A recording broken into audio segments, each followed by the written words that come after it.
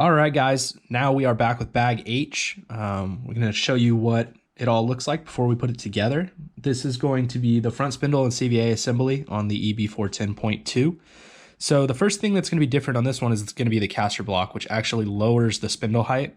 Low roll center caster block, so the spindle is going to be lower. So the major difference with this is the car is going to feel more planted from the front end, more into the track. It's not going to feel like it skids or slides on the front end as much. And to go along with that, to make sure that the suspension geometry stays correct, instead of having to use a bunch of ball stud washers, they've actually included these ball studs that are a lot taller and more robust.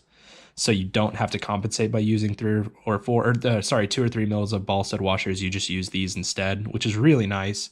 Plus they look kind of cool.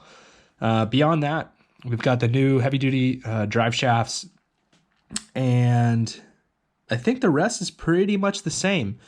The manual does give you a little bit more information on how to pre-thread the spindles so that you make sure that you get the spindles, the kingpin screws into the spindles straight, and you don't have to worry about any binding. But beyond that, we're just going to go ahead and get this built and show you guys what it looks like when it's done. So stay tuned and we'll get you as much information as possible. Thank you. All right, guys, Tyler Hooks back again for Tekno RC on the EB410.2 build. Bag H, which is the front spindles and CBA, is now done. So the spindles, caster blocks, CVAs, as mentioned, are all installed on the front end of the car now. We do have the new low roll center caster blocks, which are going to lower the spindle.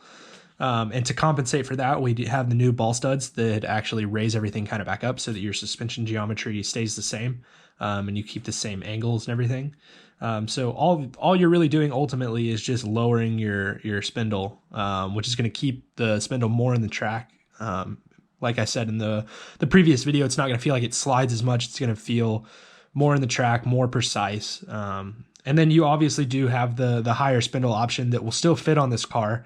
And that's probably going to feel a little bit easier to drive on high bite surfaces, such as like a carpet track or even like a turf track or something like that. We do have the new heavier duty drive shafts that are also installed. And finally, I put some +1 hexes on my car. Again, I'll put the part number out there for you guys.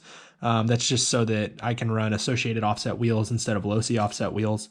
But other than that, that's all installed. So next is going to be bag I, which will be the front steering links.